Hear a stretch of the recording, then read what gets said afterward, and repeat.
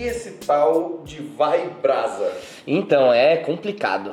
Vamos falar sobre essa campanha da Nike que tá mexendo com os ânimos do torcedor brasileiro. Como todo mundo viu, a Nike anunciou as novas camisas para a Copa do Mundo de 2026 e elas não caíram muito bem entre o torcedor, principalmente por conta do slogan. E qual é a sua visão? Cara, eu particularmente gostei da camisa, no geral. A camiseta eu gostei também. Ela é bem legal, eu gosto muito da gola, ficou parecida ali, uma alusão talvez à da camisa da Copa de 94. Gosto da bandeira, gosto do alto relevo, só que o problema pra mim também foi um pouco o slogan e também o vídeo que a Nike fez explicando o conceito. Eu acho que não ficou muito legal.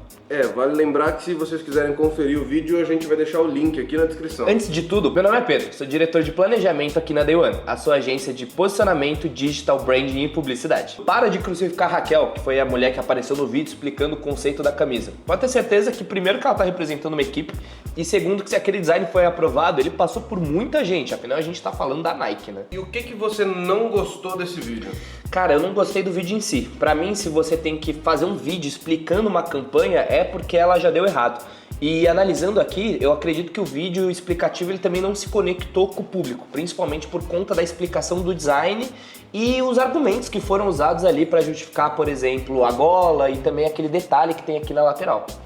Se a gente olhar bem, tem outras camisetas muito parecidas com o mesmo design, por exemplo a da Inglaterra, que muda as cores e o escudo só, né? Sim, é normal uma camisa desse porte, né, quando é Nike, quando é Adidas, fazer uns designs meio parecidos entre as seleções. Então não acho que isso é um problema, mas também não devia ser uma justificativa dos elementos que a camisa traz. O que você acha desse polêmico slogan que a Nike trouxe pra gente? Cara, eu acho que o slogan ele é complicado pela explicação também. O Vai Brasa eu entendo, e se a gente for atrás aqui de como foi feita a campanha, ela é feita para se conectar com o público mais jovem. Mas eles falaram que pesquisaram e é um termo que se escuta nas ruas, no estádio, e particularmente eu nunca ouvi em lugar nenhum. E se a gente olhar dados aqui do Google também, esse termo nunca foi pesquisado antes na história. Eu também nunca vi ninguém falando brasa, mas tudo bem.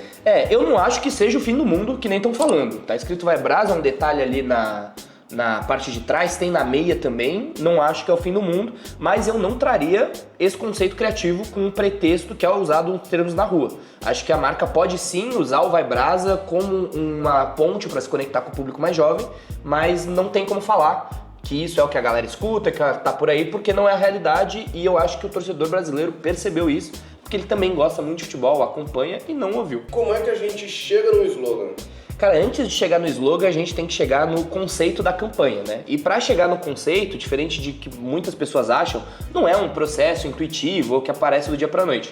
Basicamente, a gente cruza os dados junto com a criatividade. Numa marca como a Nike, eles devem ter dados, assim, pra perder de vista. Afinal, tem campanhas antigas, social listening, então que as pessoas falam sobre a marca nas redes sociais, ou falam sobre o momento, então a gente tá falando de Copa do Mundo, sobre o sentimento, o hexa, se vem, não vem.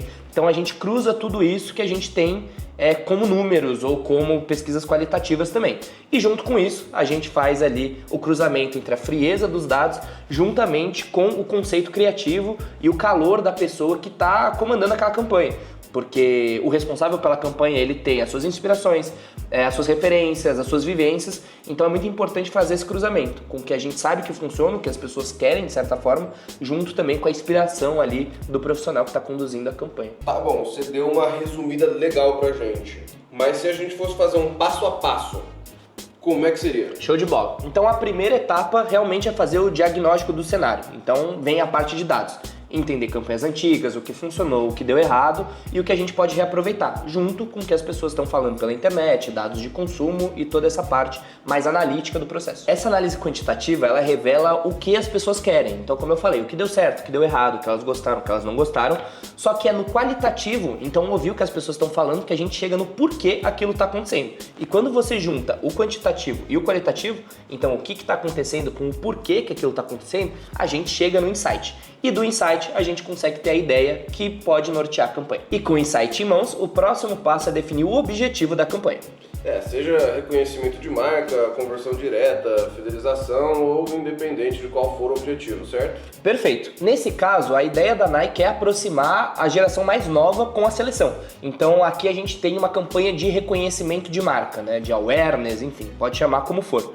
A ideia é que, fazendo uma campanha chamativa, emocional, que se conecte com o público, a marca ela consiga se beneficiar disso. Então, aquele público que eles querem atrair, que hoje são os mais jovens, ao identificar e se identificar com a seleção brasileira, ele também vai se identificar com a patrocinadora. Então, na hora que ele for tomar uma decisão de compra, for comprar uma meia, um tênis, enfim, qualquer que seja o produto, ele vai ter um carinho ali pela seleção brasileira e, consequentemente, vai ter uma preferência maior para poder comprar da própria Nike, que é a patrocinadora.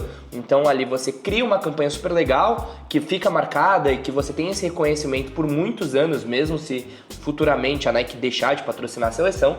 E também a gente tem essa força de marca que entra e também a preferência na hora do consumidor. Você não sabe, mas isso te influencia sim na hora da compra. Tá bom, agora vamos para a parte mais legal do vídeo, que eu confesso que é a parte que eu tava mais ansioso, que é o que você, Pedro, faria.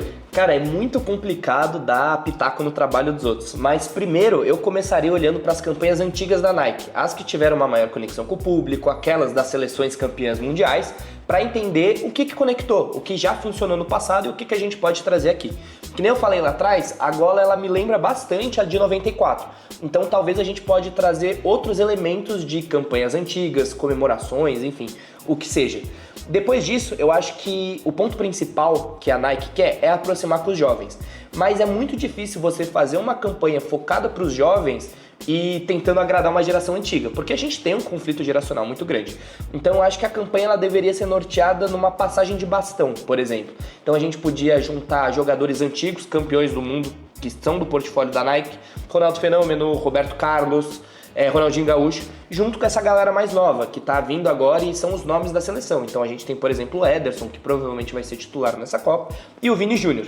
Então a gente consegue fazer isso, fazer essa sucessão, a passagem de bastão e mostrar o legado sendo escrito entre a galera do passado e a galera do agora. Eu acho que ficaria uma campanha show, super legal, condizente, e que você conecta o pessoal que cresceu acompanhando essa geração, junto com a galera que viu o Brasil campeão mundial aí 5 vezes, né?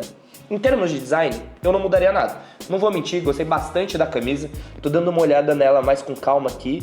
E, enfim, eu faria uma campanha girando então em torno da continuidade, né? Do crescimento, do legado, de toda a força que a camisa traz. Eu gostei da cor, eu gostei dos elementos, eu gostei de como ela tá. Então, isso eu deixaria, não mudaria. Talvez o slogan ali, pra mim, não é alguma coisa que me incomoda, mas eu acho que eles têm uma comunicação muito mais vasta para usar, alguma coisa um pouco mais agressiva. Então, a própria comunicação de visual merchandising deles nas lojas, não usa o Vai Brasa, usa outros termos, outros significados e frases mais impactantes para poder fazer essa conexão hostil. Porque no final a gente tá falando de uma seleção 5 vezes campeã do mundo. Tá bom. E essa camiseta azul? O que você tem a dizer? Demônio e tudo mais? Tema ponto vídeo. Deixa pra depois, não vou comentar agora não. Perfeito. Vamos lá. Faz seu jabá então. Se você gostou do conteúdo, não deixa de se inscrever, dá um like, manda para algum amigo seu que talvez gostaria de acompanhar esse tipo de conteúdo aqui. E caso você queira uma estratégia dessa para sua marca, manda um e-mail que a gente vai ficar muito feliz de te atender.